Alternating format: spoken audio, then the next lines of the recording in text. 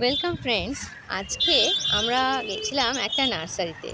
Actually সকালবেলা মেয়েকে স্কুলে দিয়ে ফেরার পথে দেখলাম একটা নার্সারি।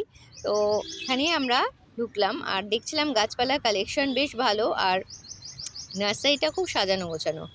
আমরা সাধারণত যেখান থেকে গাছপালা নিয়ে থাকি আমাদের বাড়ির একদম পাশের নার্সারিতে। তো ওখানেও কালেকশন থাকে ভালোই। তো এটা দেখে মনে হলো যে দেখে আসি ভেতরটা কেমন। দেখলাম সত্যিই খুব সাজানো গোছানো, আর এখানে প্রচুর সাকুলেন্ট প্ল্যান্টের কালেকশন আছে। এই গাছের স্টার্টিং রেঞ্জ দেখলাম 350। রেঞ্জটা একটু হাই লাগলো। তো কিন্তু কালেকশন ভালো। আরও নানান রকম ফুল গাছ, পাতাবাহার গাছ, সব রকম গাছেরই কালেকশন ছিল।